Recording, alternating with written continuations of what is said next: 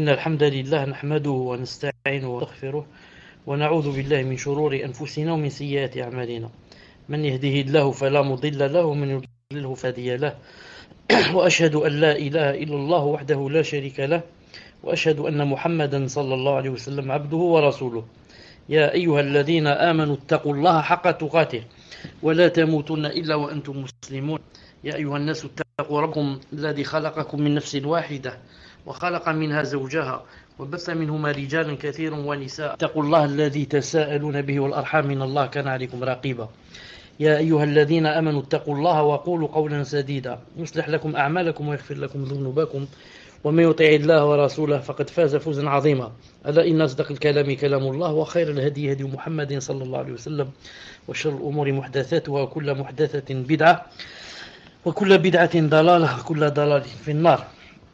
حياكم الله تعالى. En soirée du mercredi, en cette soirée du mercredi 18 Jumada al-Oula 1435 de l'Hégire, correspondant au 19 mars 2014 bi'idnillah subhanahu wa ta'ala. Donc aujourd'hui c'est le 46e cours bi'idnillah ta'ala du livre Le dogme du monothéisme. Alhamdoulilah, j'avais pas de connexion. La connexion est venue, ça fait peut-être 5 minutes. Alhamdoulilah. Sinon il n'y aurait pas eu cours. Alhamdoulilah. Juste une petite révision sur donc des titres. Les titres. Vous savez que, Inch'Allah ta'ala, vous savez que on est au 5e chapitre, qui est ce que l'on doit croire à l'égard du messager alayhi salam, la famille de ses compagnons. Ce 5e chapitre contient 6 sous-chapitres. Le 5e chapitre contient 6 sous-chapitres. On en a vu 5. Le premier, l'obligation de l'aimer alayhi salam et de l'honorer, etc. Le deuxième, l'obligation de lui obéir alayhi salam et de le prendre comme modèle. Le troisième, la légitimité de la prière et de la salutation sur le messager alayhi salam. Le quatrième, les mérites de la famille du prophète alayhi salam et notre devoir en eux sans laxisme ni excès. Le cinquième, c'est-à-dire le cours passé, les mérites des croyants, ce qu'on doit croire à leur égard et l'attitude des gens de la sunna et de l'unité envers ce qui est passé entre eux. Et le sixième, et le dernier, le cours d'aujourd'hui, le dernier de ce chapitre, l'interdiction de proférer des injures à l'égard des compagnons et des imams de la guidée.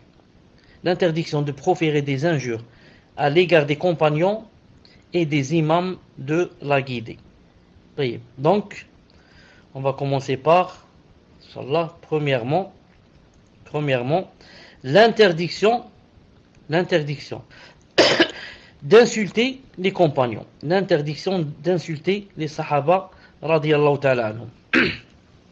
Cheikh Fawzan dit, hafidhahullah ta'ala, parmi les fondements des gens de la sunna et de l'unicité, une seconde, Inch'Allah, parmi les fondements des gens de la sunna et de l'unicité, il y a le fait que leur cœur et leurs propos, et ce qu'ils disent, soient exempts de toute rancune envers les compagnons du messager alayhi salam. C'est ainsi qu'Allah Ta'ala les a décrits lorsqu'il a dit dans le Coran وَالَّذِينَ جَاءُوا مِن بَعْدِهِمْ يَقُولُونَ رَبِّ لَنَا وَلِإِخْوَانِنَا الَّذِينَ سَبَقُونَا بِالْإِيمَانِ وَلَا تَجْعَلْ فِي قُلُوبِنَا غِلًّا لِلَّذِينَ آمَنُوا رَبَّنَا إِنَّكَ رَءُوفٌ رَحِيمٌ 59, 10. Et il appartient également à ceux qui sont venus après eux en 10 ans, ceux qui sont venus après les Sahaba, etc. Qu'est-ce qu'ils doivent dire? C'est-à-dire comme nous, on doit dire Seigneur, pardonne-nous, ainsi qu'à nos frères qui nous ont précédés dans la foi.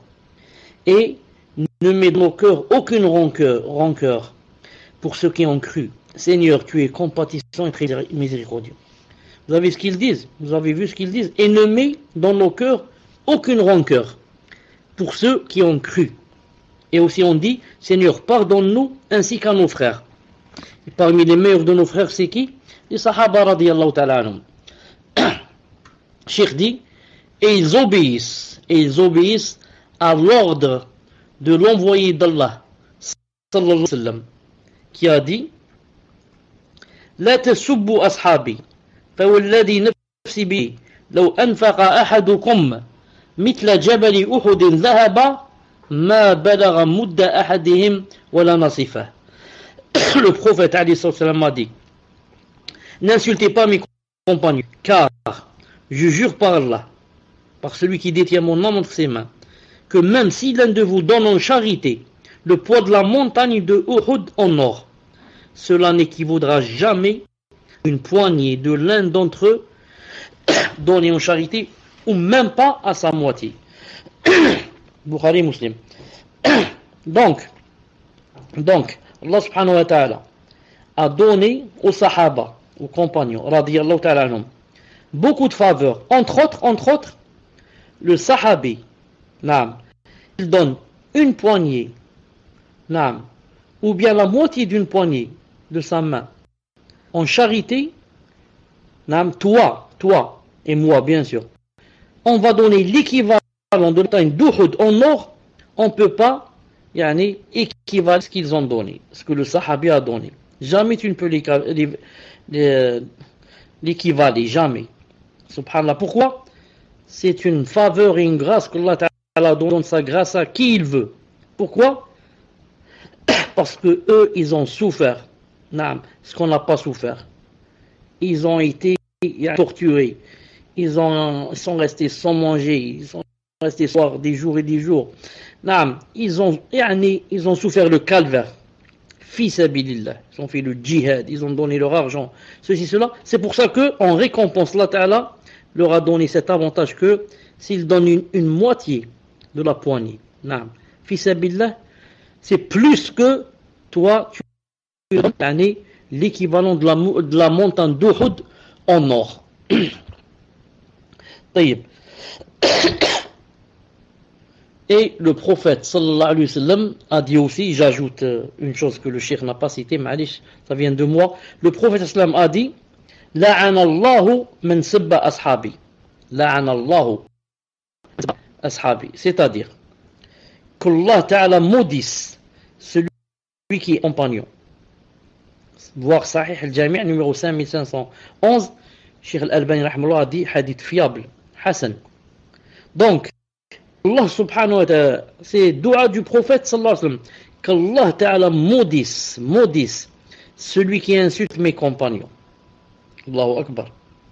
Et rentre bien sûr les compagnons, les épignones qu'on appelle, les femmes des sahaba. Et en priorité rentre qui? Rentre les épouses du prophète sallallahu alayhi wa sallam. Alors, que pensez-vous de quelqu'un qui non seulement insulte, mais calomnie la meilleure des femmes qu'aime le prophète sallam dans le monde? On lui a dit: c'est qui la meilleure personne pour toi? Il a dit: on lui a dit des hommes. Il a dit son père, Abu Bakr. Ya hawla wa la quwwata illa billah. J'ajoute un autre hadith. Le prophète alayhi salam a dit: man sabba ashabi fa alayhi la'nati wal malaikati wan nasi ajma'in. Quiconque insulte mes compagnons, il a malédiction de ses anges et de tous les gens. Sahih al-Jami' 6285. Cheikh Al-Albani hadith bon. Alors imaginez, quiconque insulte un compagnon, qu'est-ce qu'il a? Awalan, Allah Ta'ala le maudit. Deuxièmement, qui le maudit? Ses anges. Combien qu'il y a d'anges? Des milliards et des milliards. Le prophète alayhi salam a dit: dans le ciel a voulu une fois craquer.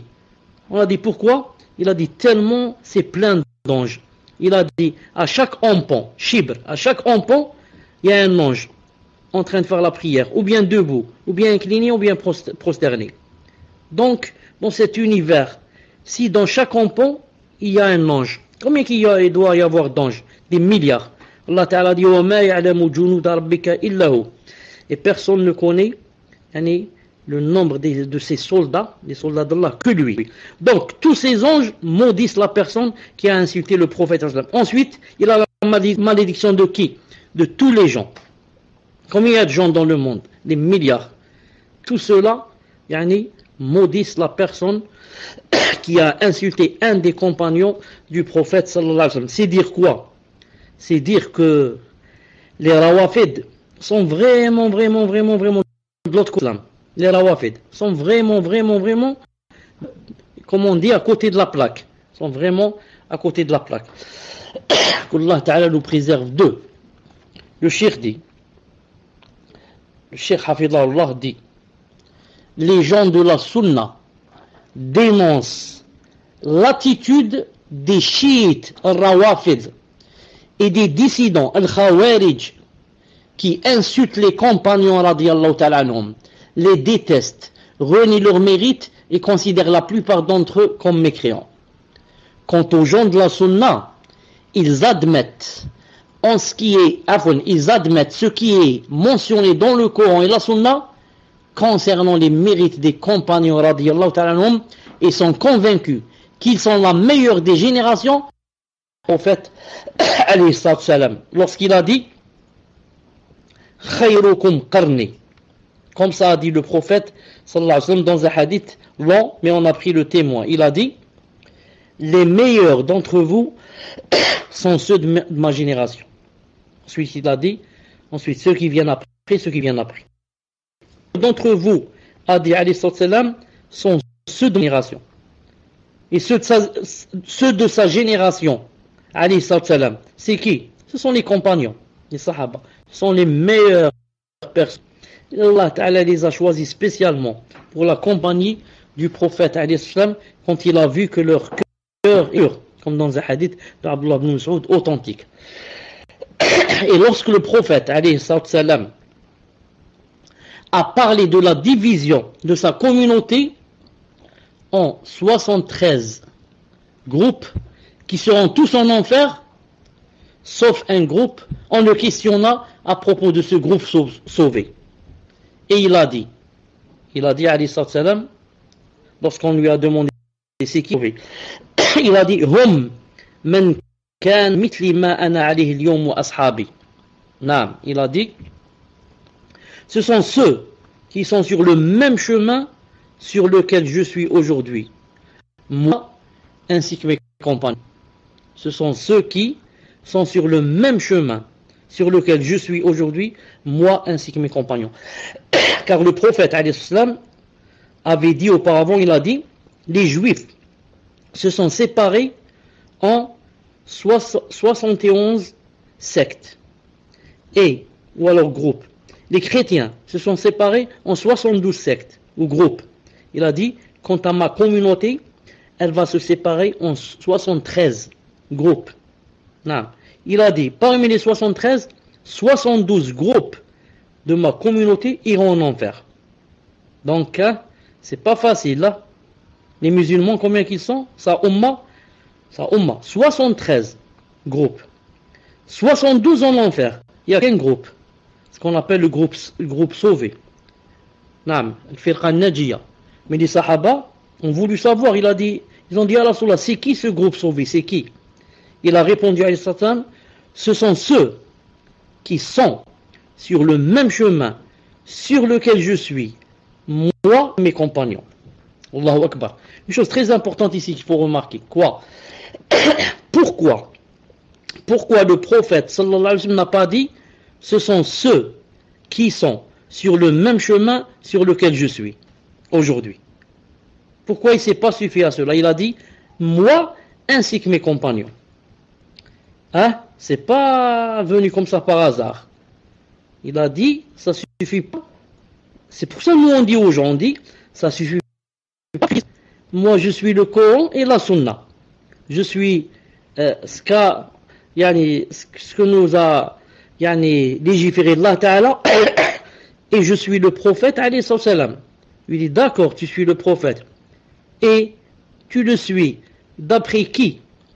D'après la compréhension des Mu'tazila ou des Ash'ira ou des Khawarij ou des Rawafid ou des Jabriya ou des Qadariya ou des Karamiya? D'après qui? Là, tu dis d'après la compréhension des compagnons, des Sahaba et ceux qui sont venus après, Là, tu t'es démarqué de celui qui a dit je suis seulement le Coran et la Sunna. Ça ne suffit pas. Sinon, pourquoi le prophète alayhi salam a dit dans un hadith authentique, il a dit alaykum bi sunnati wa sunnati al-khulafa al-rashidin al-mahdiyin min ba'di addu alayha bin nawajid. Mais c'est tous le hadith. Suivez ma sunna et celle, la sunna, des califes bien guidés. Pourquoi il n'a pas dit suivez seulement ma sunna? Pourquoi il ajoute les califes guidés? C'est-à-dire d'après la compréhension de ceux-là aussi. Naam. Cheikh ici dit, Cheikh dit, il va citer quelque chose de très important, il a dit,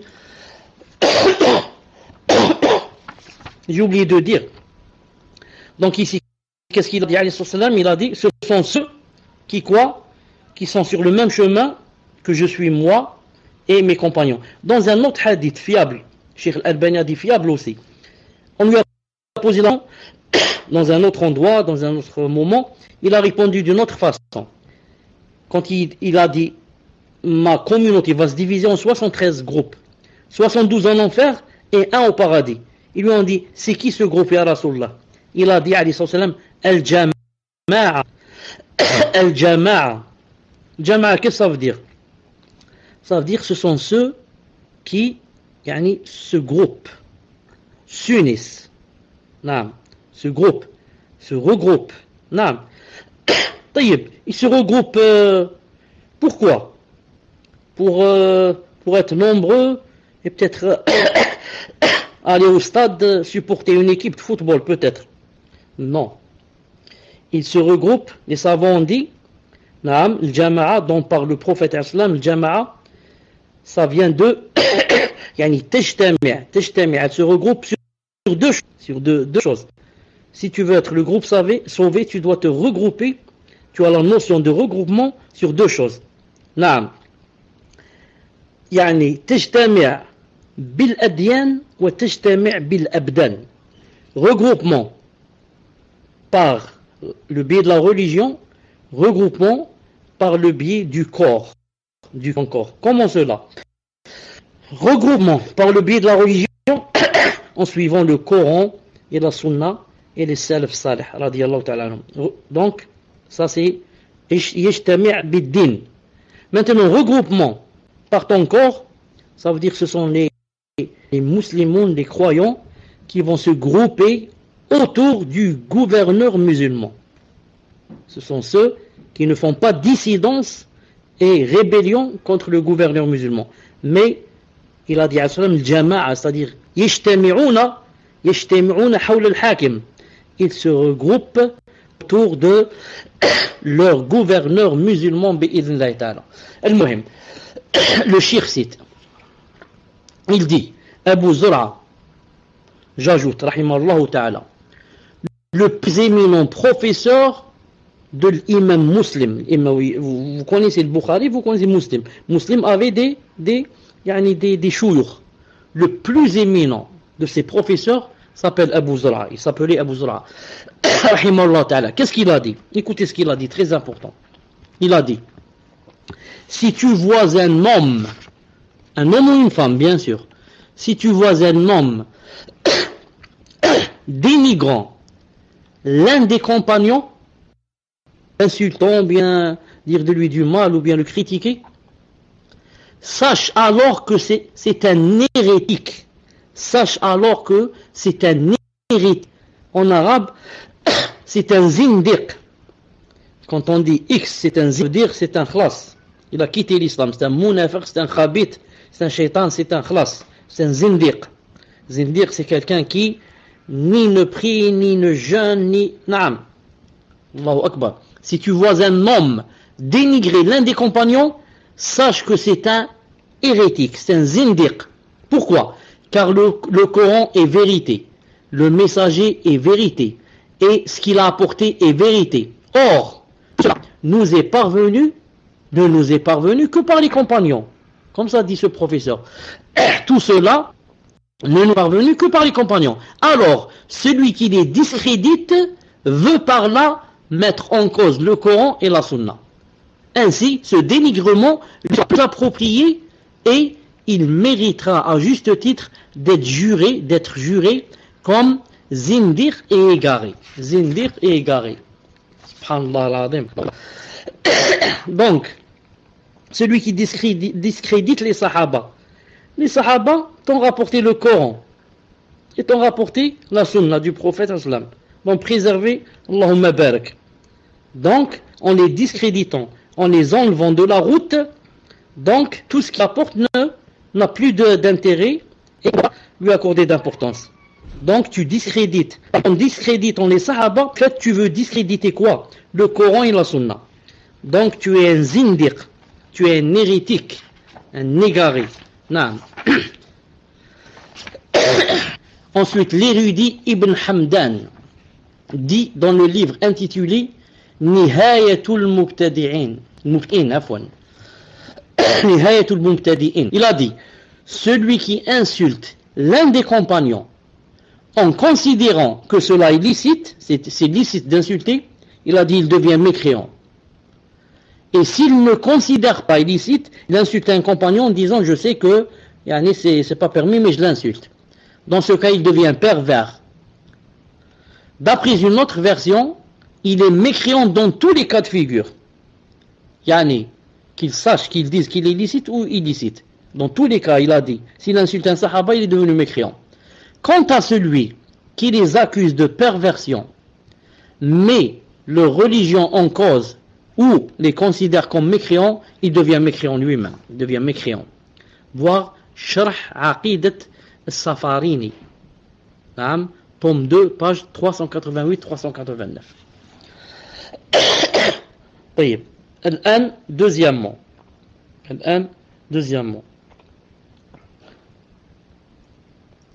L'interdiction d'insulter les imams de la guidée parmi les savants de cette communauté. Premièrement, c'était quoi? L'interdiction d'insulter les sahaba, les compagnons. Maintenant, l'interdiction d'insulter les savants, les imams de la guidée de cette communauté. Le cheikh dit, hafidhahullah ta'ala, suivent les compagnons dont le mérite, l'honneur et l'émir, les imams de la guidée parmi les compagnons, des compagnons tabi'un et ceux qui les suivirent faisant partie des meilleures générations, ainsi que toute personne qui vint après eux et suivait les compagnons avec bienfaisance. Allah Ta'ala dit dans le Coran والسابقون الأولون من المهاجرين والأنصار والذين اتبعوهم بإحسان رضي الله عنهم ورضوا عنه. نعم. وأعد لهم جنات تجري تحتها الأنهار خالدين فيها أبدا ذلك الفوز العظيم. Tawbah 100. Les tout premiers croyants parmi les émigrés, les Ansar, et ceux qui les ont suivis dans un beau comportement, Allah les agrée. Et eux, il l'agrée. Il a préparé pour eux des jardins sous lesquels coulent les ruisseaux. Des jardins sous lesquels coulent les ruisseaux, et ils y demeureront éternellement. Voilà l'énorme succès. Donc, il n'a pas permis de les dénigrer et les insulter, car ce sont des symboles de guidée du fait que Allah subhanahu wa ta'ala a dit dans le Coran, il a dit وَمَنْ يُشَاقِقِ الرَّسُولِ مِنْ بَعْدِ مَا تَبَيَّنَ لَهُ وَيَتَّبِعْ غَيْرَ الْمُؤْمِنِينَ نُوَلِّهِ مَا تَوَلَّى وَنُصْلِهِ جَهَنَّمَ مَصِيرًا. 4:115. Écoutez bien ce qu'il a dit. Et quiconque fait scission ou bien fait dissidence avec le messager, après que le droit chemin lui est apparu et suit un sentier autre que celui des croyants, alors nous le laisserons comme il s'est détourné et le brûlerons dans l'enfer. Et quelle mauvaise intention, quelle mauvaise destination. Remarquez avec moi une chose, celui qui fait dissidence avec le messager, normalement tu fais dissidence avec le messager et tu ne lui obéis pas, ça suffit pour être brûlé dans le feu, ça. Mais Allah Ta'ala ne s'est pas suffi à cela. Il a dit, il fait dissidence avec le messager, et qu'est-ce qu'il fait encore? Il suit un sentier hors que celui des croyants. Donc on revient tout à l'heure, ça suffit pas de suivre le prophète alayhi salam mais encore d'être sur le sentier des croyants. Naam, d'être sur le sentier des croyants. Et rentre dans les croyants, d'abord les sahaba, ensuite leurs enfants, les tabi'un, tabi'in, ensuite les grands savants, les héritiers du prophète sallallahu alayhi wa sallam. Naam, les étoiles que Allah Ta'ala a mis dans le ciel. Cheikh dit, le commentateur de Tahawiyya dit, rahimahullah ta'ala, il incombe à tout musulman de s'allier à Allah Azza wa Jal, à son messager et aux croyants, comme il est cité dans le Coran. En particulier, les héritiers des prophètes, les savants. Car Allah Ta'ala les a désignés comme des étoiles qui servent de guide dans les ténèbres de la terre et de la mer. De plus, les musulmans sont unanimes sur le fait qu'ils étaient des personnages bien guidés et versés dans le savoir. En effet, ils sont les successeurs du messager d'Allah alayhi salam dans sa communauté, qui font revivre ce qui est mort de sa sunna. Parmi eux, par eux, le Coran fut appliqué. Et par le Coran, ils se sont dressés sur le droit chemin. Le Coran les a cités et eux l'ont récité. Regardez cette phrase là, comme elle me plaît cette phrase. Le Coran les a cités et eux l'ont récité. Et eux ont récité le Coran. Ils sont tous unanimes, avec une conviction certaine sur l'obligation de suivre l'envoyé. Mais si l'un d'eux des savants a dit une parole ou a eu un avis qui contredit un hadith authentique, il a certainement une excuse pour avoir abandonné ce hadith. Naam, un savant, subhanallah, un savant, c'est celui qui craint Allah subhanahu wa ta'ala, qui a de la science. Ensuite, il dit le contraire de ce qu'a dit un hadith. Ce qu'a dit alayhi salam. Est-ce que vous pensez qu'il va le faire exprès? Non. Donc, il est excusé. Il est excusé de ne pas l'avoir suivi, alayhi salam. Mais en fait, pourquoi il ne le suit pas? Pourquoi il ne suit pas? Pourquoi ce savant n'a pas suivi le prophète sallallahu alayhi wa sallam? On va citer l'ensemble des excuses pour qu'un savant, des fois, ne prenne hadith. Et on va dire, il y a trois sortes d'excuses pour que le savant ne travaille pas avec hadith. Comme ça, quand vous apprenez ces choses, vous ne serez pas étonné. Pourquoi il y a un hadith authentique et le savant, pourquoi Ben Baz rahimahullah, il ne prend pas de ce hadith. La première catégorie, c'est de ne pas estimer que le hadith est au prophète alayhi salatu salam. Ne pas estimer que le hadith est attribué au prophète sallallahu alayhi wa sallam. Ça veut dire quoi? Ça veut dire que pour lui, c'est un hadith par exemple faible. Hadith, forgé. Il te dit, pour moi, ce hadith n'est pas authentique. Donc je n'estime pas que c'est la parole du prophète sallallahu alayhi wa sallam. Pour toi, il est authentique. Pour moi, non. Pour moi, j'atteste qu'il n'est pas authentique. Et les savants, ça arrive, ce hadith est authentique. Pour l'autre, il dit non, il n'est pas authentique pour moi. Pourquoi, par exemple? À cause d'un rapporteur dans la chaîne de transmission. Pour moi, ce rapporteur, par exemple, il a un défaut, il a été critiqué, ou ceci ou cela, ou il oublie beaucoup, ou pour l'autre, non. Il dit X, lui a fait les éloges. Il a dit qu'il était mashallah, et ceci, cela, et tera, sado, adl, etc. Donc ça, c'est une des premières excuses. Je me rappelle une fois, ici, quelqu'un en Algérie,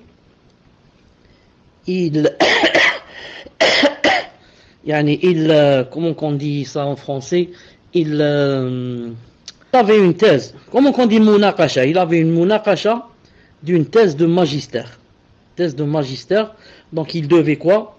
il devait faire, qu'on dit ça, le mot, c'est-à-dire, le jour-là, il y a des jurys, etc., qui sont venus, et bien sûr, il va présenter sa thèse et ils vont débattre avec lui. Donc ça s'appelle une munaqasha. Même si vous n'avez pas trouvé le mot avec moi, est-ce que vous avez compris ce que je veux dire? Est-ce que vous avez compris ce que je veux dire? Écrivez numéro 1, c'est tout. Connecté. Donc cette personne qui dit qu'elle elle est allée ce jour pour débattre, défendre sa thèse. On lui a ramené qui? On lui a ramené comme quelqu'un pour débattre avec cette personne, on lui a ramené Al-Ghazali, rahimahullah, l'une des têtes des frères musulmans dans le monde, comme le Qaradawi. D'ailleurs, ce sont des amis intimes. On lui a ramené qui? Al-Ghazali, il est mort, rahimahullah. Il s'appelle Mohammed Al-Ghazali. Ensuite, dans le débat, l'étude était un hadith. A dit le prophète islam a dit ceci. C'est-à-dire il y a eu disons le débat chauffé. Le débat chauffé entre l'étudiant et le Ghazali. Et l'étudiant lui a cité un hadith. Il lui a dit, le prophète islam a dit ceci. Le Ghazali lui a dit, il lui a dit, moi ce hadith, je le mets sous mes pieds. Moi, ce hadith, je le mets sous mes pieds. La plupart qui étaient dans le salon des salafs, qui sont salafis, se sont levés, ont crié, et beaucoup, ou alors si ce n'est pas tous, sont sortis. Les musulmans ici sont restés. Al-Muhim. Donc il Ghazali, ça, c'est la tête, l'une des têtes des frères musulmans. Mais Zama, il est fou au point de dire je mets la parole du prophète sous mes pieds. Il sait que quiconque dit comme ça, il est devenu kafir. Donc, qu'est-ce que ça veut dire pour lui? Ça veut dire pour lui, il a voulu dire, pour moi, ce hadith, ou ce que tu dis là, n'est pas la parole du prophète, alayhi salam. C'est la parole, c'est pas sa parole. Cette parole, moi, je la mets sous mes pieds. Vous avez compris? Mais, qu'est-ce qu'on dit nous? Même si c'est ça, ce que tu voulais dire, il faut bien choisir ces paroles et ces termes. Pour ne pas faire fitna, et beaucoup de gens ne vont prendre. C'est pas tous vont entrer dans ton cœur et ont compris que voilà ce que vous voulez dire et ce que tu voulais. D'ailleurs, j'ai dit, la plupart l'ont eu et sont sortis. C'est pour ça que les salafs, quand ils parlent, comme a dit Cheikh Islam Taymiyyah, il a dit, on doit choisir le mot adéquat. Les mots de le Ghazali ont pu dire, ce hadith pour moi n'est pas authentique. Ça s'arrête là.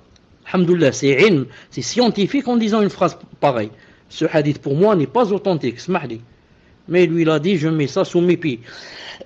Qu'Allah Ta'ala nous préserve et nous guide. Donc ça c'était la première excuse. La deuxième excuse. Pourquoi un savant peut ne pas travailler avec un hadith? Ne pas estimer que le prophète alayhi salam visait par sa parole les en question. Naam. Il y a un débat entre toi et moi. Tu me cites un hadith. Tu me dis le prophète m'a dit cela. Le hadith est authentique et se trouve dans Bukhari, Muslim et Sunan.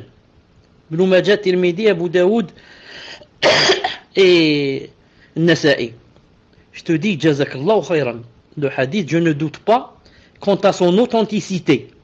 Seulement pour moi, le hadith n'a pas de relation avec ce qu'on est en train de dire ou sur le sujet sur lequel on est en train de parler.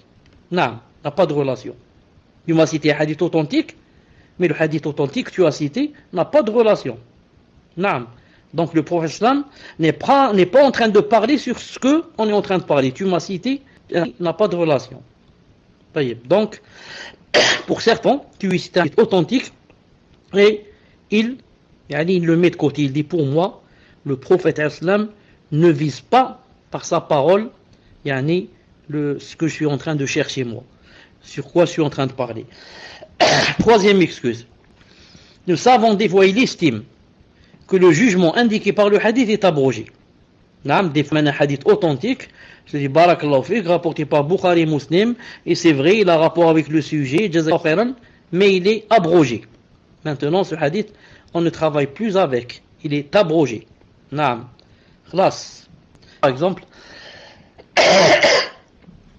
quelqu'un va dire, c'est interdit d'aller visiter les cimetières. Il ne parle pas des femmes, il parle des hommes et femmes. On lui dit pourquoi? Il a dit le prophète alayhi salam a interdit cela. On lui dit, c'est vrai, Wallah, tu n'as pas menti. Il y a un hadith authentique que le prophète alayhi salam a quoi? A interdit cela. Mais ce que tu ne sais pas, c'est que ce hadith a été abrogé.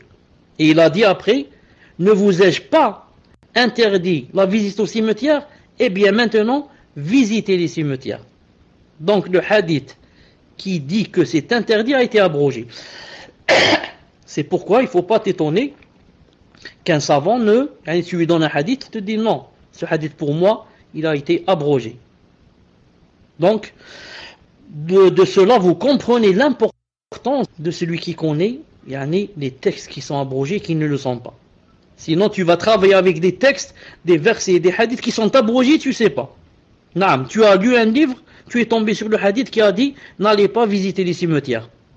Et tu vas aller chez toi, tu regroupes ta famille, tu leur dis le prophète, alayhi salam, venez, je vous apprends une chose. Le prophète a dit c'est interdit d'aller visiter les cimetières. On va te dire oui, peut-être il parlait. Tu dis non, même des hommes, il est interdit.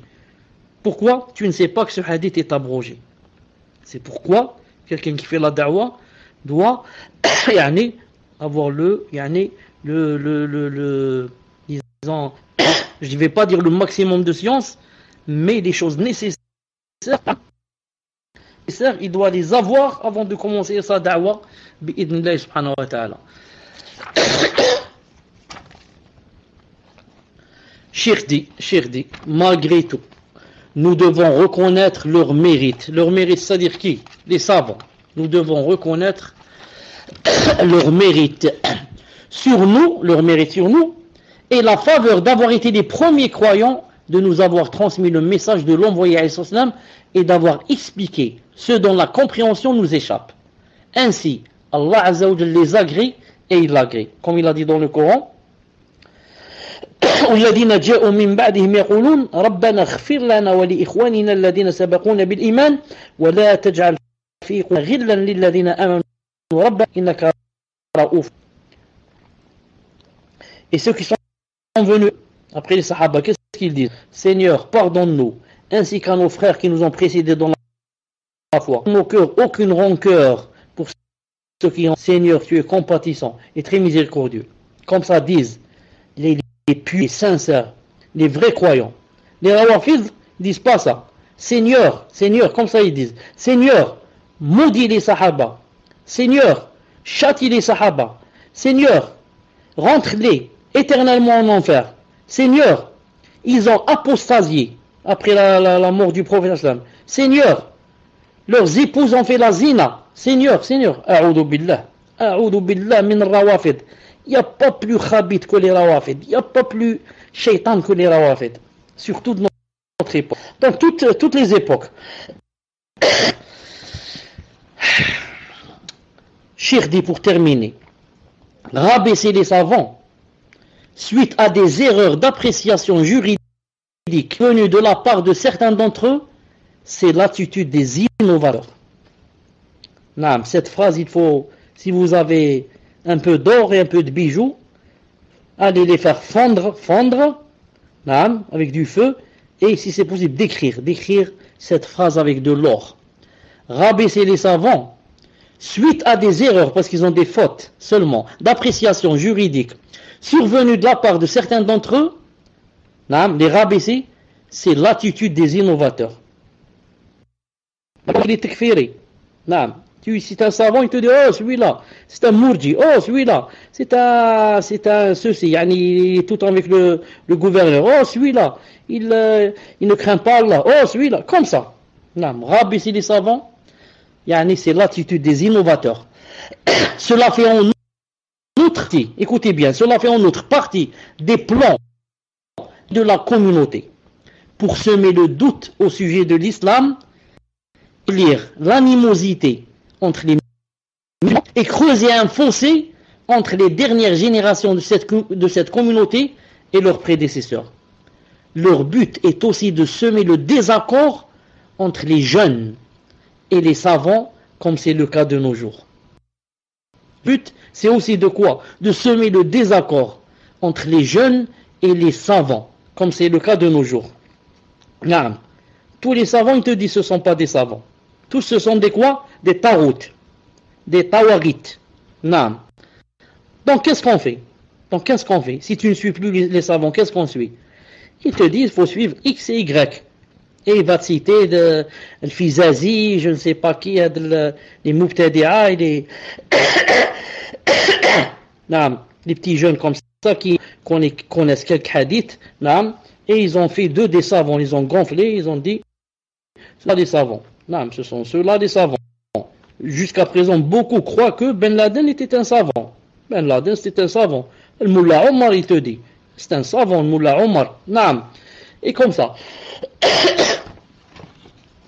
Par conséquent, les étudiants débutants, écoutez bien, les étudiants débutants qui dénigrent les juristes, sous-estiment la valeur de la jurisprudence islamique et renoncent à l'étudier et à profiter de ce qu'elle contient comme vérité et comme bon sens, doivent plutôt être fiers de leur patrimoine juridique et respecter leurs savants. Ils ne doivent pas être trompés par les propagandes d'égarement qui complotent contre l'islam. Et Allah Azza wa Jal est celui qui guide. Naam. Voilà, Inch'Allah Ta'ala, pour le cours d'aujourd'hui. Je rappelle que le prophète l'islam a dit Al-ulama'u warathatul anbiya. Il a dit d'abord que les messagers, il a dit quand ils meurent, jamais héritage, mais ils laissent la science. Ensuite, il a dit les savants sont les héritiers des messagers. Allahu Akbar. Moi qui, si j'hérite mon père, si j'hérite ma mère, si j'hérite mon frère ou mon fils. Mais si j'étais savant, j'hérite qui? J'hérite le prophète sallallahu alayhi wa sallam. Allahu Akbar. Regarde, yani la liaison, la relation entre moi et le prophète. Je l'hérite. Je deviens de sa famille, subhanallah al-azim. Donc je deviens proche. Tu ne peux pas hériter quelqu'un qui est loin de toi. Tu hérites un proche. Tu es maintenant très proche du prophète islam. La preuve, tu l'hérites. Il est mort, il t'a laissé l'héritage. Les savants, c'est des messagers. Comme ça a dit sallallahu alayhi wa sallam dans le hadith authentique. Subhanak Allahumma bihamdik. Ashhadu an la ilaha illa ant. Astaghfiruka wa atubu ilayk. Assalamu alaykum wa rahmatullahi wa barakatuh.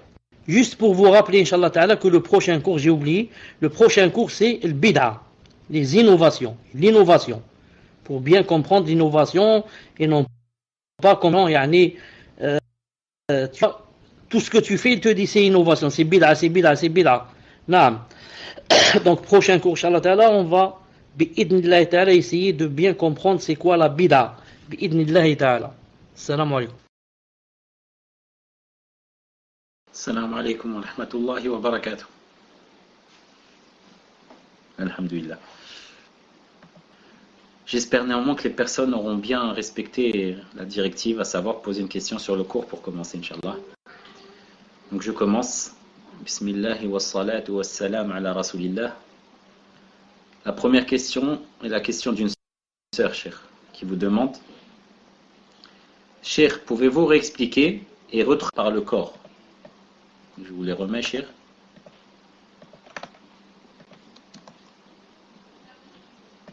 Enfin, je vais vous les coller à l'instant. Donc, Jama'a, si vous pouvez réexpliquer et retraduire les termes Jama'a, regroupement autour de la Sunna, regroupement par le corps. Et pouvez-vous renommer l'auteur du livre Al-Isaba fi Tamyiz al-Sahaba, mentionné au cours précédent? Barakallahu fikum, Cheikh. Après, il y a un petit message que je vous passerai.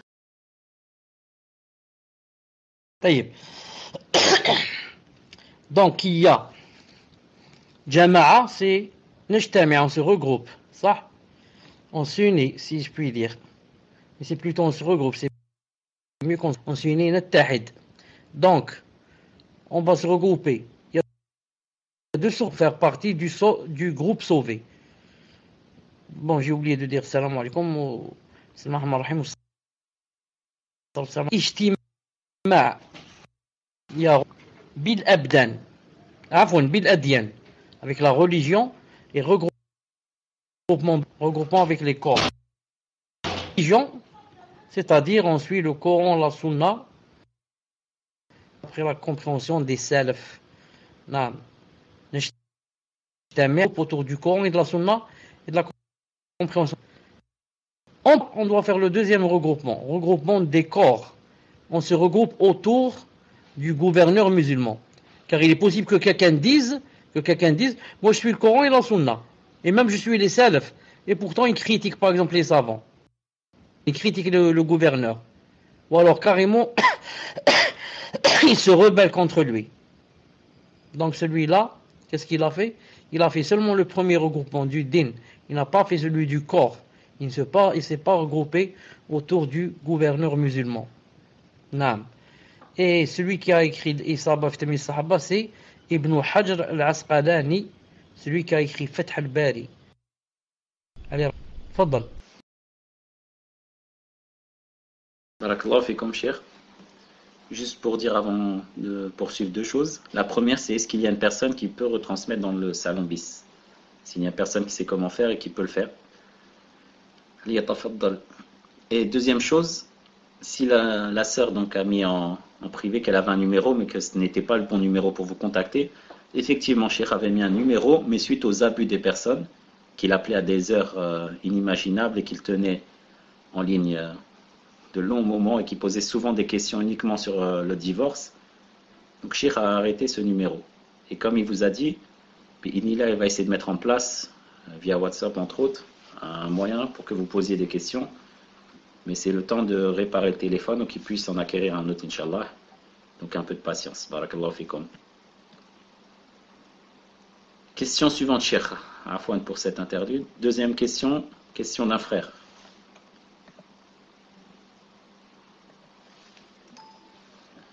Tfaddal akhi, renvoie-moi ta question. En attendant, je passe à la question suivante. Question d'un frère également qui dit, cheikh,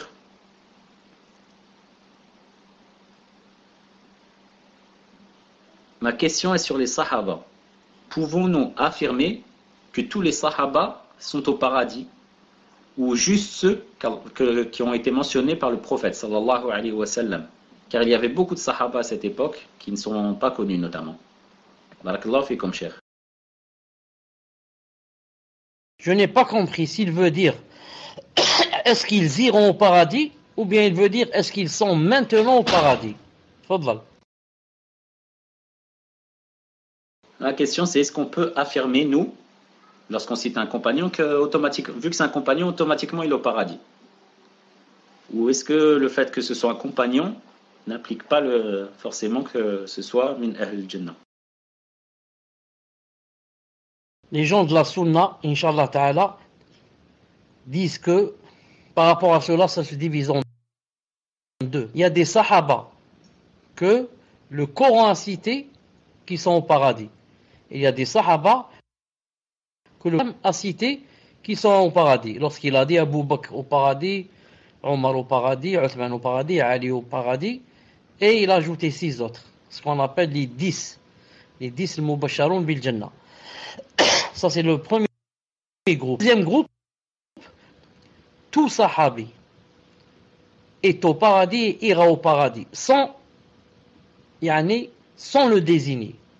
On dit, toute personne qui a le statut de Sahabi, bi'idhnillah, est au paradis et ira au paradis, comme ça, sans le désigner avec le nom. Non, car le Sahabi, vous avez compris que c'est celui qui a rencontré le prophète de son vivant en étant croyant, et il est mort aussi croyant. Donc celui-là, bi'idhnillah ta'ala, le Sahabi est au paradis. Mais on ne dit pas X comme ça avec les noms, il est au paradis. Sauf si Allah Ta'ala l'a cité ou le prophète l'a cité. Tfaddal. Abu Zakaria, est-ce que tu es là? Est-ce qu'il y a un admin qui m'entend? Alors je pense que Abu Zakaria est déconnecté. Wallahu a'lam. Ça est déconnecté. Tfaddal Abu Zakaria. Abu Zakaria, je pense qu'il a des problèmes. Les autres, vous n'avez aucune question? السلام عليكم. في صوت؟ هل في صوت؟ Alhamdulillah.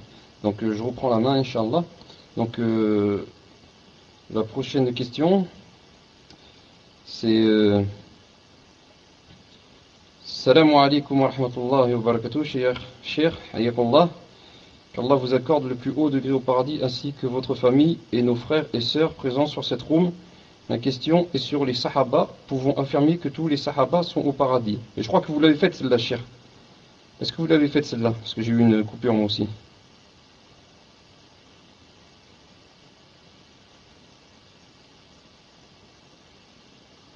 Cheikh, vous m'entendez? Non.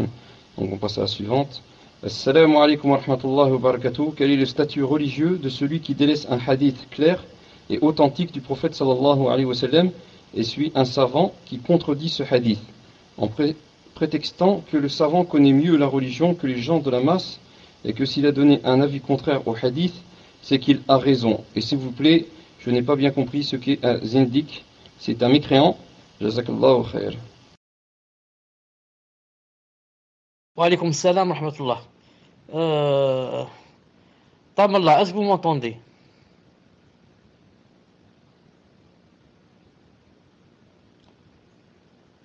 Mahmoud, est-ce que tu m'entends? Alhamdulillah. Taïb, je dois m'arrêter 10 minutes, Inch'Allah Ta'ala. Parce qu'ils ont préparé à manger, c'est quelque chose qui ne peut pas attendre. Donc je vais manger, Inch'Allah Ta'ala, et je reviens. Ceux qui peuvent attendre. Alhamdulillah, celui qui ne peut pas attendre, il pourra, Inch'Allah Ta'ala, écouter les questions-réponses en différé. Salam alaikum wa rahmatullah. Wa alaykoum salam wa rahmatullahi wa barakatuh. Juste on profite de cette interlude pour essayer de régler le problème pour rediffuser dans la room bis, même si alhamdoulilah il y a des places qui sont libérées ici. Mashallah, alhamdoulilah, je retire ce que j'ai dit. Assalamu alaikum. Normalement Bilal a réussi, Inch'Allah, tout à l'heure ça fonctionnait, mais j'ai eu un souci donc j'ai dû me déconnecter. Par rapport à la question, qu'est-ce qu'un zindik? Subhanallah Adim, on l'a fait pendant les retransmissions des cours, des traductions. Donc, je sais pas si tu peux le lire, Ibn Muhammad, Inch'Allah, parce qu'il y avait cette question, et en même temps rappeler les cours, Inch'Allah, qu'il y a sur les traductions. Jazakallahu khair, ya akhi, Ibn Muhammad. Ajma'in. Naam, sah. Ça, c'est la parole de Cheikh Fawzan qui a dit, quand on lui a demandé qu'est-ce qu'un zindiq, il a dit un zindiq, c'est l'hypocrite. C'est celui qu'on appelait avant l'hypocrite dans le Coran et au début de l'islam. Et c'est celui qui montre la croyance et cache la mécréance. Voilà la définition par Cheikh Fawzan du zindiq. Et donc j'en profite, Naam, pour rappeler les cours. On va commencer par les cours de Cheikh Chalabi.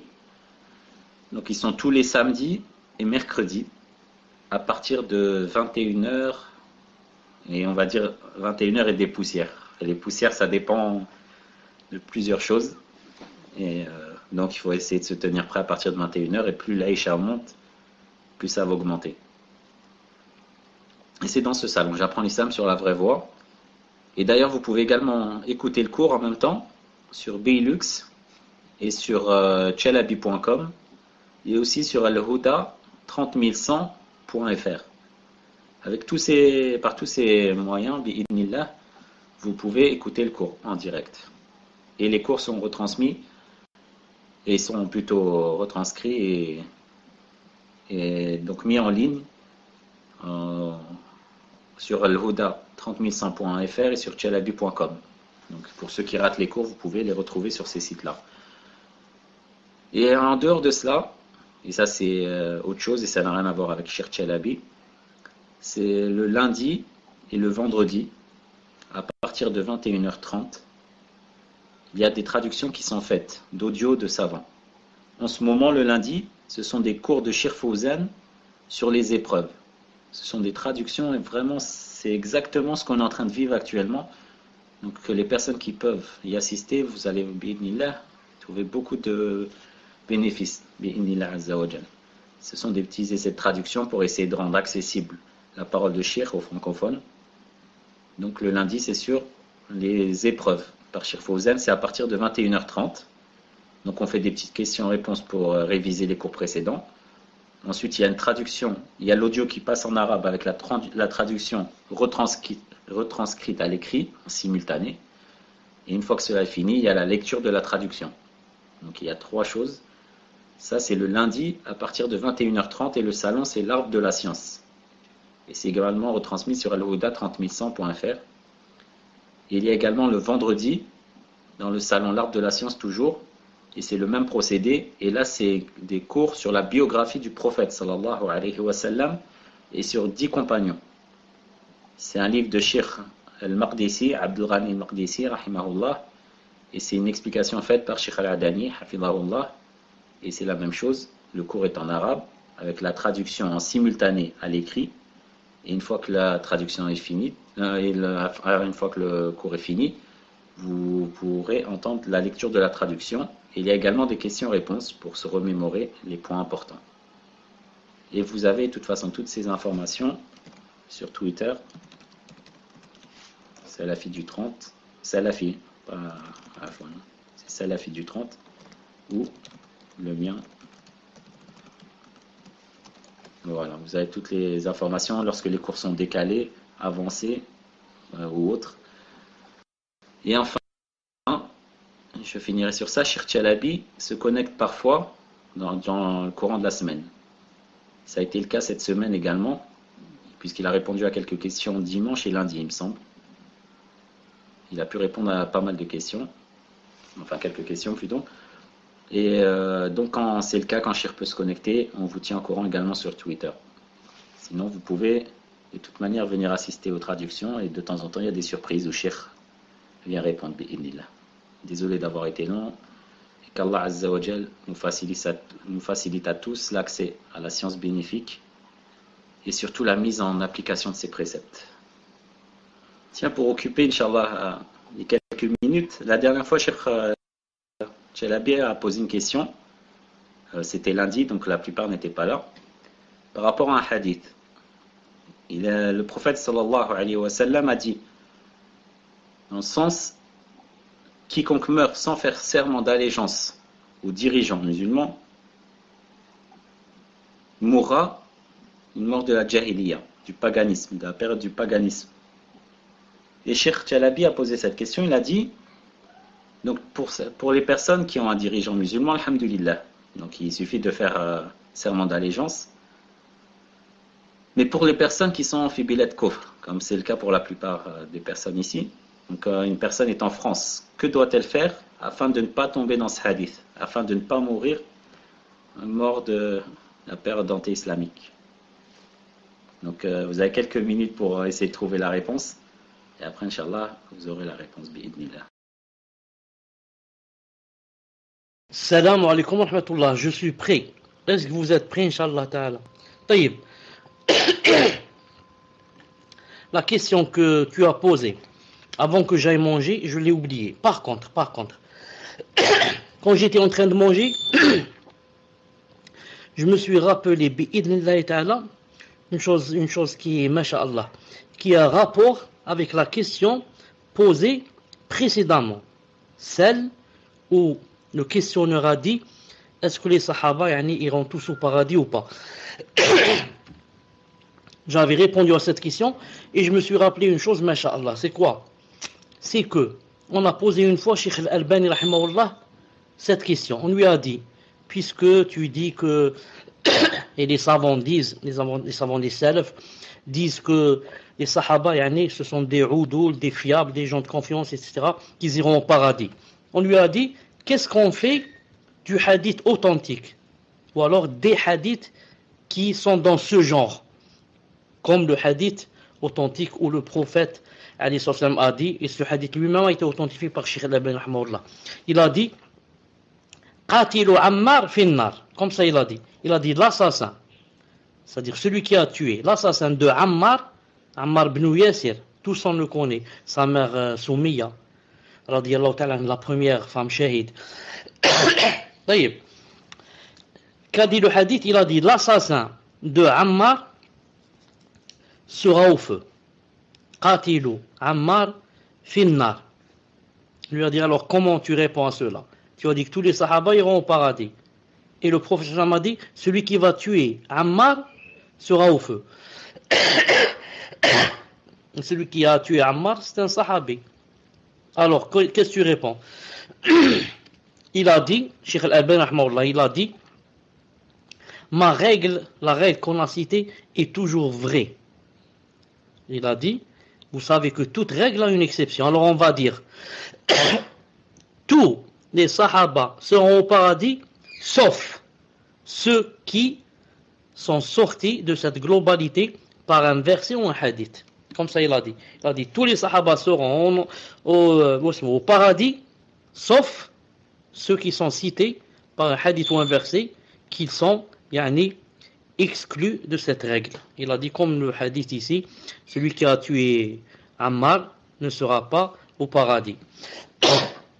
C'est-à-dire sera au feu. Et quand on dit sera au feu, ça ne veut pas dire éternellement, bien sûr, car c'est un croyant. Il doit ressortir bi'idnillahi ta'ala. Taïb, ça c'est ce qu'a dit Cheikh Al-Albani rahimahullah. Je veux dire que d'autres ont donné une autre interprétation et on dit un hadith pareil qui dit que celui qui a tué va tuer Ammar ira en enfer. Certains ont dit ira en enfer si Allah ne lui pardonne pas. Mais Allah Ta'ala pardonne aux Sahaba. C'est-à-dire, hada jaza'uhu in jaza. Voilà son châtiment si Allah Ta'ala va le châtier. S'il le châtie, il va l'emmener en enfer. Mais en général, Allah Ta'ala ne châtie pas un Sahaba et il va lui pardonner. Wallahu Ta'ala a'lam. Taïb. Donc, c'était quoi la question? Inch'Allah Ta'ala, car j'ai oublié. Est-ce que vous avez entendu ce que j'ai dit? Non, je n'ai plus le micro, je l'ai lâché et je vous ai demandé de... c'est quoi la question maintenant? Salam alaikum. Désolé parce que moi je voyais sur mon écran que vous avez le micro. Donc, alors la question c'était par rapport... Alors, désolé. Salam alaikum wa rahmatullah ya Cheikh. Quel est le statut religieux de celui qui délaisse un hadith clair et authentique du prophète sallallahu alayhi wa sallam et suit un savant qui contredit ce hadith en prétextant que le savant connaît mieux la religion que les gens de la masse et que s'il a donné un avis contraire au hadith, c'est qu'il a raison.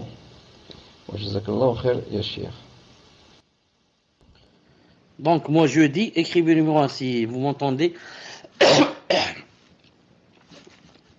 Moi je dis que c'est impossible qu'on dise d'une personne, celui-là c'est un savant, ensuite il délaisse un hadith authentique. C'est pas possible. Sauf si, comme tout à l'heure on a dit, ou bien pour lui le hadith est faible, ou bien pour lui le hadith est abrogé, ou bien pour lui ce n'est pas ce qu'a voulu dire le prophète sallallahu alayhi wa sallam dans ce hadith. Non. Donc, je dis, si c'est un grand savant, c'est impossible qu'il contredise un hadith authentique. Non, c'est impossible, sauf s'il ne l'a pas fait exprès. Donc, ou bien c'est un grand savant et il ne délaisse pas un hadith authentique sans raison, ou bien c'est pas un grand savant, c'est pas un vrai savant. Non. Donc maintenant, si un grand savant délaisse un hadith authentique, ça veut dire quoi? Si maintenant moi j'ai les moyens et le niveau pour comprendre que c'est ce grand savant qui s'est trompé, donc il faut suivre le hadith. Dans ce cas, je suis obligé de suivre le hadith. Mais si j'ai pas les moyens, je suis quelqu'un des gens de la masse, c'est pas raison. Parce que sinon, ce serait pas un grand savant. Car un grand savant, c'est impossible qu'il délaisse un hadith authentique. Non, sans raison, je veux dire. Tfaddal. Ritam Allah, t'as pas posé, je crois, la question sur Zindir, si? Non, je l'ai pas posé puisque tu l'avais dit. Mais c'est pas grave, je t'avais envoyé un whisper de le citer, mais bon, après, Inch'Allah, je vais le citer. Donc, il y avait la question sur le Zindik, et Inch'Allah, on l'avait fait pendant le cours. La dernière fois, les cours qu'on fait sur le salon, l'art de la science. Donc, la personne posait qu'est-ce qu'un Zindik? Et on avait mis sur le salon, un Zindik, c'est l'hypocrite, c'est celui qu'on appelait avant l'hypocrite dans le Coran et au début de l'islam, et c'est celui qui montre la croyance et cache la mécréance. Donc, cher, si vous pouvez rajouter quelque chose par rapport à cela? Barakallahu fik. Non, je n'ajoute rien, c'est comme vous avez dit. J'avais pas avant qu'à la base, c'était un hypocrite. L'hypocrite, on dit de lui zindir. Ensuite, on a commencé à dire de n'importe quel musulman qui laisse, par exemple, les grandes bases, les grands piliers de l'islam, et qui, par exemple, prie une fois et boit de l'alcool, il jeûne un jour et pendant le jour, il fait la fornication, et comme ça. Celui-là, c'est un zindir, celui-là, c'est pas un vrai croyant. Non, celui-là, c'est un zindir. En français, on dit hérétique. De toute façon, si on dit d'une personne qu'elle est zindir, chez les prédécesseurs, ça veut dire que c'est très grave. C'est vraiment qu'il est l'islam à gauche et lui il est tout à fait à droite. Naam. Tfadlal. Barakallahu fikum, Cheikh. Question suivante d'un frère qui dit: Cheikh, j'ai une question concernant le hadith. Quiconque insulte mes compagnons, il a la malédiction d'Allah, de ses anges et de tous les gens. Pourquoi avoir ajouté la malédiction des anges et des gens, sachant qu'une personne maudite par Allah Azza wa Jal est déjà promise à un terrible châtiment? La malédiction de ces créatures n'est-elle pas insignifiante, Cheikh, par rapport à celle d'Allah? Ça me rappelle une fatwa de Cheikh Fawzan qui disait qu'il est inutile de maudire Shaitan car Allah l'a maudit. Et donc notre malédiction serait inutile. Cheikh, j'ai une remarque, ça sera après, Inch'Allah. Donc si vous pouvez déjà répondre à ça, Cheikh. Je donne, Inch'Allah ta'ala, deux réponses. La première, c'est une façon pour exagérer dans ce qu'on appelle en arabe terhib ou tanfir, pour faire fuir la personne et pour qu'elle n'insulte jamais un compagnon. Car je lui dis, écoute, si tu l'insultes, non seulement tu as la malédiction d'Allah, mais alors de tous les anges et de toutes les personnes. Donc ça va la faire fuir beaucoup plus en entendant cela. Et la deuxième réponse.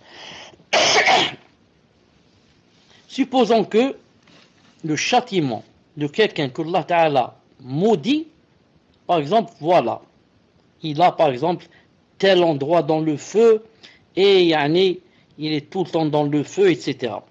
Et maintenant, s'il y a en plus de cela la malédiction des anges et la malédiction des gens, peut-être que même dans ce châtiment, grand châtiment, il y a encore plus grand et plus difficile. Plus grand et plus difficile. Naam. C'est possible comme ça. Car, sinon, pourquoi le kafir? Normalement, quand quelqu'un est kafir, ça suffit pour que ça soit le péché qui va le rentrer en enfer et éternellement, ça. Mais pourquoi Allah Ta'ala, en parlant du kafir, il a dit dans le verset par exemple: Alou masalakakum fi saqar. Attendez, Alou lam nakum min musallin wa lam nakun nut'imu miskin wa kunna nakhudu ma'a al-khaidin wa lam nakun nu'min bi yawm ad-din. Je vais vous citer le verset en arabe et en français et vous allez voir Inch'Allah Ta'ala ce que je veux dire bi'idhnillah ta'ala. Ma salakakum fi saqar. Ma salakakum fi saqar. Regardez. Ma salakakum. Ce verset, ça suffit. Voilà. Ma salakakum fi saqar. Qu'est-ce qu'ils ont répondu? Regardez. Ma salakakum fi saqar.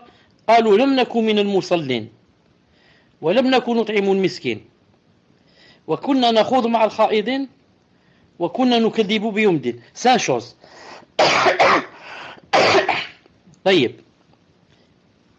Regardez maintenant en français. Regardez en français. Qu'est-ce qui vous a acheminé à Saqar? Saqar, c'est Jahannam, c'est l'enfer. Qu'est-ce que vous avez fait pour être maintenant en enfer? C'est un dialogue qui va se passer Yom al-Qiyamah. Les gens du paradis parlent avec les gens de l'enfer. Qu'est-ce qui vous a poussé à rentrer en enfer? Écoutez ce qu'ils ont dit. Nous n'étions pas de ceux qui faisaient la salat. Ensuite, nous ne nourrissions pas le pauvre. 2. Nous associons à ceux qui tenaient des conversations futiles. On restait avec les gens qui disaient des choses futiles. Enfin, nous traitions de mensonge le jour de la rétribution. Donc, traiter de mensonge le jour de la rétribution, ça veut dire qu'il était kafir, il dit il n'y a pas de qiyamah. Normalement, ça suffit. Ça, cette dernière phrase suffit. Mais Allah Ta'ala a dit que malgré cela, ils ont dit aussi qu'ils ne faisaient pas la salat, nourrissaient pas les pauvres, restaient avec les gens futiles, les conversations futiles. Donc c'est pour te montrer que quoi? Que Allah Ta'ala va les punir pour le kufr, la dernière phrase, et aussi pour les trois choses précitées. Aussi pour la salat, le pauvre et les conversations futiles. À peu près, c'est ce que je veux dire pour ils auront le châtiment d'Allah, la malédiction d'Allah, les anges et les autres, les personnes. Wallahu ta'ala a'lam. Barakallahu fikum cheikh. Par ailleurs, il fait deux remarques. La première, cheikh, il dit que, en citant le hadith, qu'Allah maudisse celui qui insulte mes compagnons. Vous avez écrit que c'est le numéro 5511 dans Sahih al-Jami'.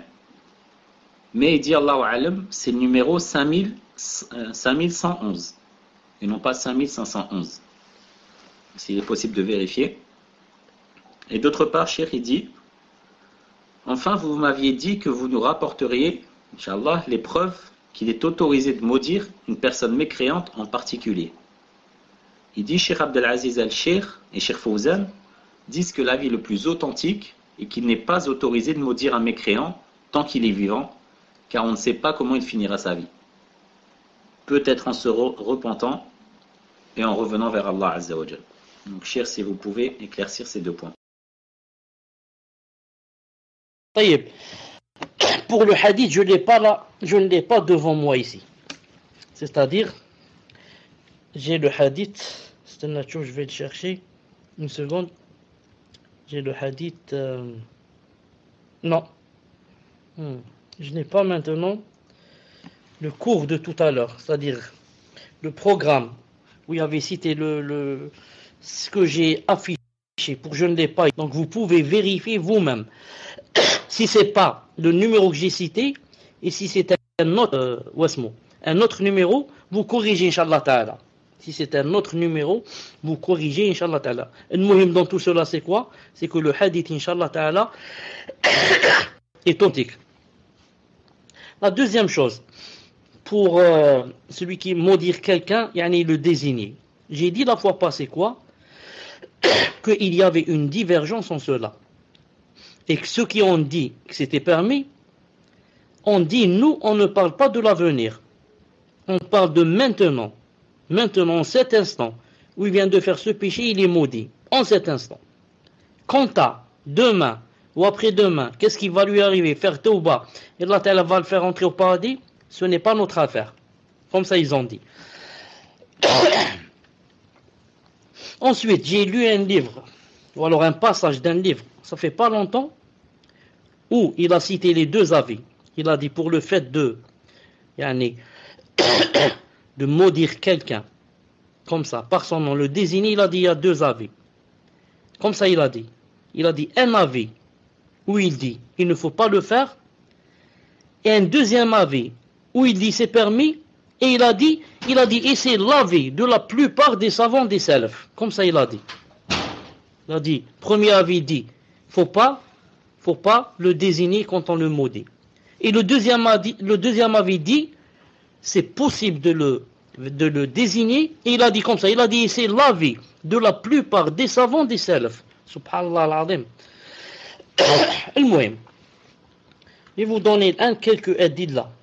Si je trouve, le fichier que j'avais préparé, il faudrait d'abord que je me rappelle où est-ce que je l'ai. Si c'est celui-là. Une seconde. Si c'est celui-là.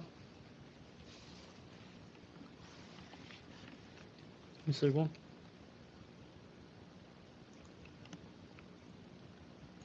طيب. Une seconde. Parmi les dalils de ceux qui ont dit de ceux qui ont dit que c'était permis de maudire quelqu'un en le citant. Écrivez numéro 1 si vous m'entendez.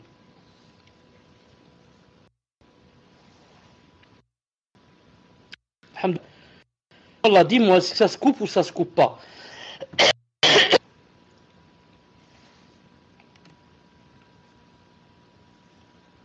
Ça va, alhamdoulilah.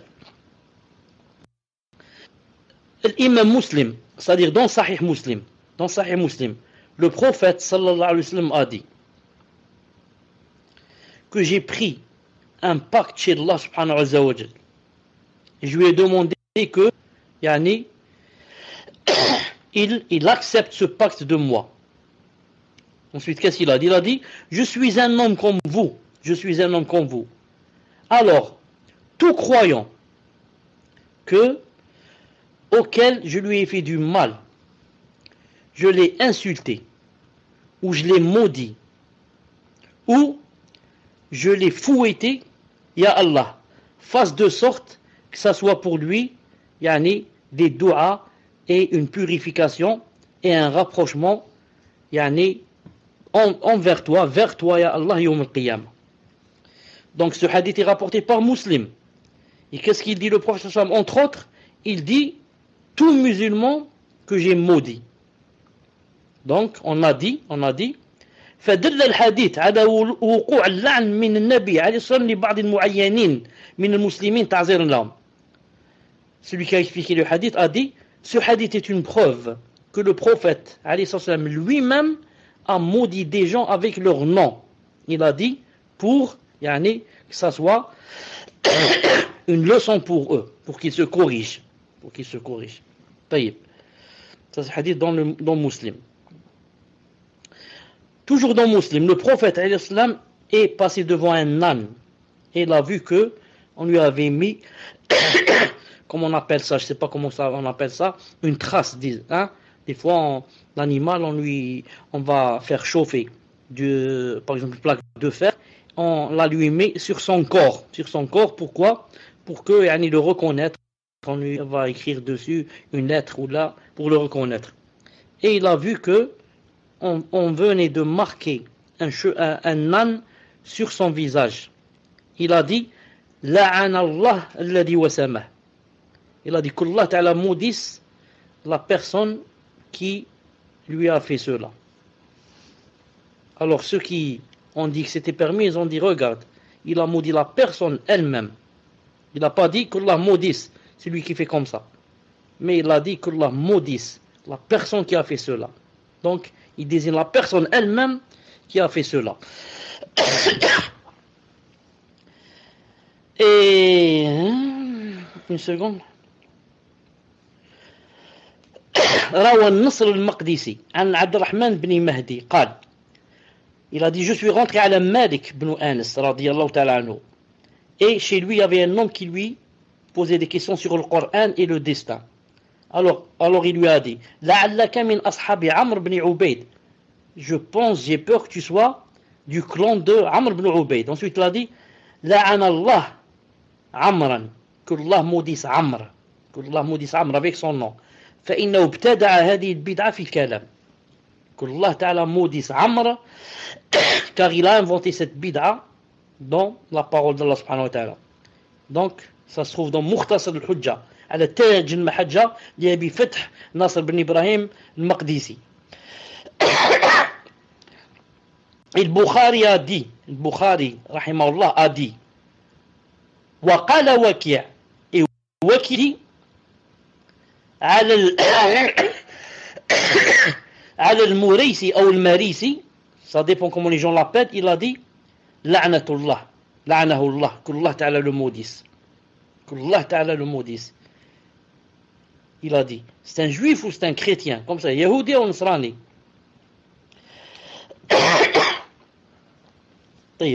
voir le livre de Khalq Af'al al-Ibad, naam, Khalq Af'al al-Ibad de Bukhari rahimahullah. وروى عبد الله بن أحمد, le fils de Ahmed, عن يزيد بن هارون, qu'il a dit quoi? لعن الله الجهم ومن قال بقوله, que Allah Ta'ala maudisse Jahm bin Safwan et celui qui a dit de sa parole. regarde le livre Sunna de Abdullah ibn Ahmed ibn Hanbal, tome numéro 1, page 167. Et le commentateur a dit Isnadu Sahih, chaîne de transmission authentique. Et Rawa Abdullah أيضا, le fils de Ahmed, عن Abbas al-Imbari, عن Shad ibn Yahya, قال, il a dit, j'ai entendu Yazid ibn Harun dire, Man qala, quiconque dit, le Coran est créé, c'est un kafir. Wa ja'ala Shad ibn Yahya yal'an al-Murisi. Et Shad ibn Yahya a commencé à dire qu'Allah Ta'ala maudisse le Marisi, ou le Murisi. وعن أبي هريرة رضي الله تعالى عنه, dans un hadith qui se trouve dans Sahih Targhib ou Tarhib, Cheikh Al-Albani l'a dit authentique, que un homme est allé se plaindre au prophète sallallahu alayhi wa sallam à cause de son voisin. Alors le prophète sallallahu alayhi wa sallam lui a dit patiente.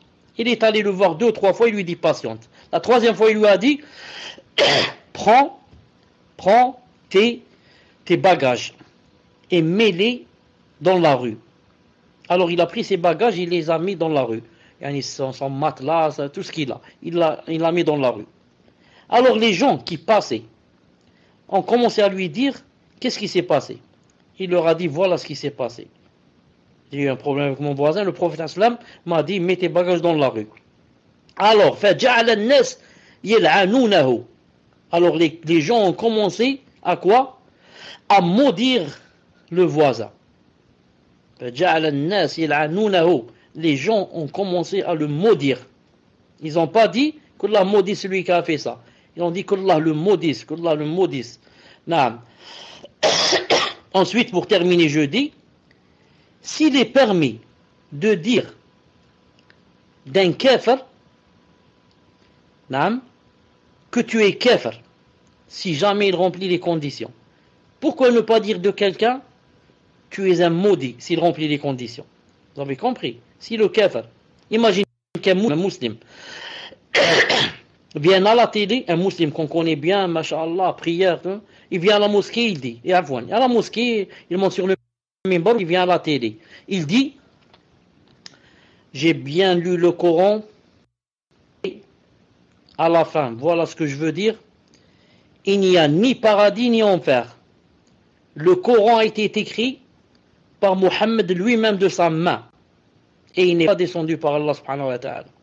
Il n'y a ni enfer, ni paradis, ni châtiment de tombe. Celui-là, est-ce qu'on a le droit de dire de lui il est devenu kafir ou non?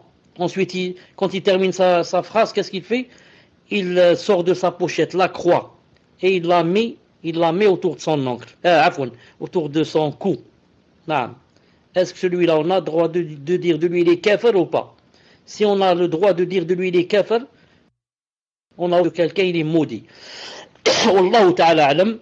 Et celui qui a écrit ce livre-là, d'où je viens de ramener beaucoup de dalil, a dit qu'il y a 2 avis.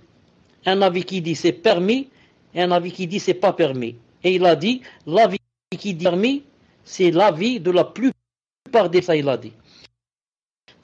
Entre parenthèses, reste une chose, vous écrivez, est-ce que vous m'entendez? Alhamdulillah. Reste une chose avec elle que je finis, je préfère l'avis qui dit il ne faut pas dire comme ça. Il ne faut pas le désigner, sinon les gens vont entendre et vont croire que c'est comme ça permis, sans dawabit ni rien, et les gens commencent donc, celui qui passe, il fait une faute, ils disent tu es maudit, et comme ça. Tfaddal. Barakallahu fikum, chef, pour ces précisions. Et la dernière, c'est que le frère a bien raison par rapport au hadith, et le numéro c'est 5111. 5111. Quant au numéro 5511, c'est ce que je vous ai affiché, cher. Alhamdulillah. Wa jazakallahu khaira pour nous avoir donc informé de l'erreur, et qu'Allah récompense également le frère qui a fait la recherche pour le hadith. Question suivante, cher. Question d'une sœur qui dit: Cher, je voudrais connaître la maison d'édition de votre livre. Parce que vous avez dit, ils sont mentionnés dans le Coran, et ils récitent le Coran. Et il n'y a pas cela dans mon livre. Barakallahu fikum, cheikh. Moi, je vous telle cette personne qui me donne l'édition de son livre. Je voudrais que ce soit telle qui me donne l'édition de son livre. Voilà. Barakallahu fikum. Donc, Akhi Ta'amallah, si tu peux faire la recherche, tu as le pseudo normalement. Question suivante d'un frère qui demande, cheikh, vous avez évoqué en dernier point, concernant les ulama, que ce sont les héritiers des prophètes, et que s'ils commettent des erreurs, il ne fallait pas les critiquer. Que pourriez-vous nous conseiller concernant certains frères, cheikh, qui prennent cela comme argument pour défendre certaines personnes de la bid'a, comme certaines personnes, barakallahu fik. On ne cite pas de nom pour certaines raisons. Moi aussi, j'ai la maison d'édition Al-Hadith Bruxelles. Bruxelles 2005. Peut-être que cette personne a la maison d'édition d'Al-Hadith Bruxelles, peut-être 2004, 2003, Wallahu alam. Moi, j'ai la maison. Peut-être que, donc, peut-être qu'ils ont rajouté quelque chose, Wallahu alam. Non. Esmah li, si c'est possible de recommencer la question, jazakallahu khair. Madame Cheikh. Donc la question du frère était, donc vous avez terminé en disant que dans le dernier point, concernant les ulama, que ce sont les héritiers des prophètes, et que s'ils commettent des erreurs, il ne fallait pas les critiquer. Que pourriez-vous nous conseiller, cheikh, concernant certains frères qui prennent cela comme argument afin de descendre certaines personnes de la bid'a? Barakallahu fikum, cheikh. Je dis, il ne faut pas les critiquer tant que les grands savants comme eux ne les ont pas critiqués. Maintenant, si un grand savant, des grands savants ont trouvé à ce savant des fautes et l'ont critiqué, surtout des fautes dans le minhaj ou la aqida, maintenant il doit être critiqué. Mais, je dis, ce n'est pas permis à quelqu'un de la masse qui va critiquer un savant. Voilà ce que je voulais dire. Bi'idnillahi ta'ala. Tfaddal. Barakallahu fikum, cheikh. Question suivante. Question d'une sœur qui dit, concernant le hadith, quiconque insulte mes compagnons, il a la malédiction d'Allah, de ses anges et de tous les gens.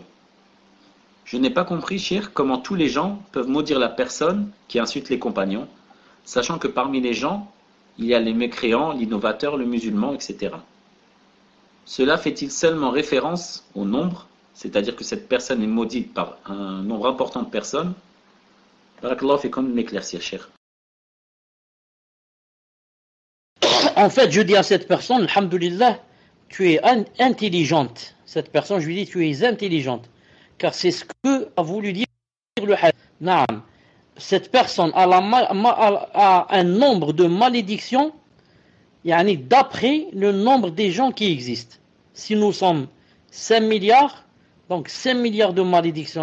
Nous sommes 5 milliards de malédictions. Et comme ça. Naam. Tfaddal.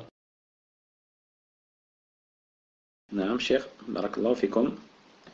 Concernant les personnes qui font des remarques par rapport à la maison d'édition, Cheikh a répondu dans un précédent cours qu'il s'en sert uniquement comme support. Ce livre lui a été donné. Il s'en sert uniquement comme support et lui, il a le livre arabe, ce qui lui permet donc de savoir quand les personnes changent des termes ou autres. Voilà, entre autres.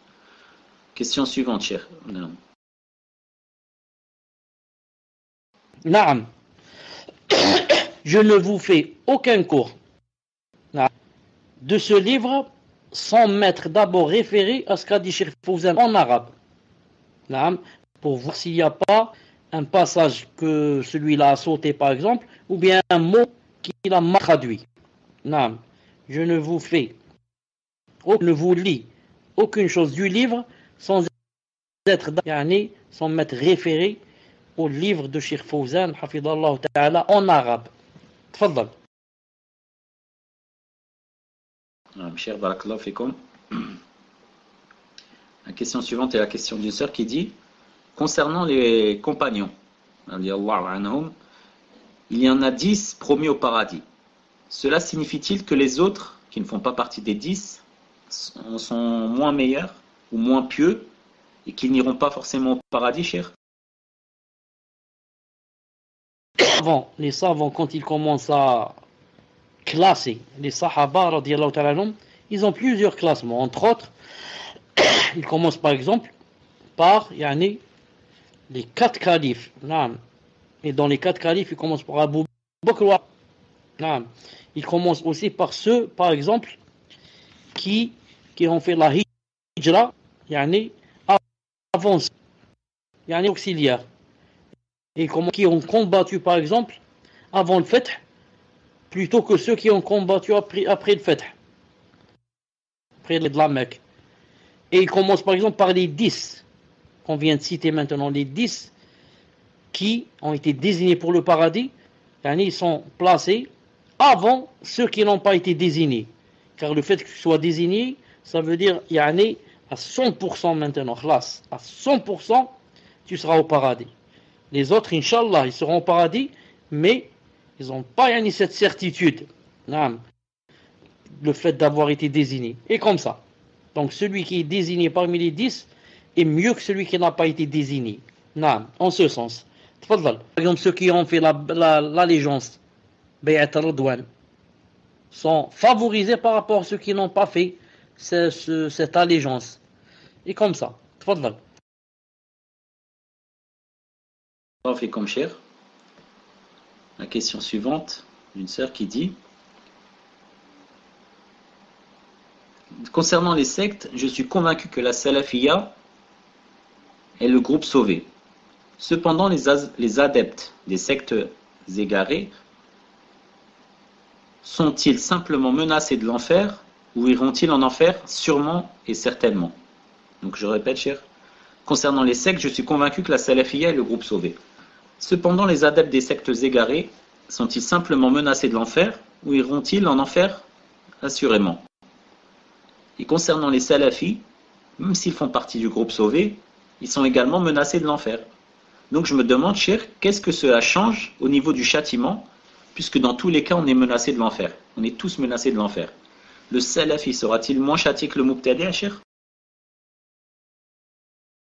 Ça, c'est basé sur, d'après la personne qui a dit que, elle a supposé, qui a posé cette question, a supposé, même le salafi était menacé d'enfer. Non. Je dis, le prophète a dit que sa nation allait se diviser en 13 groupes. 72 groupes iront en enfer.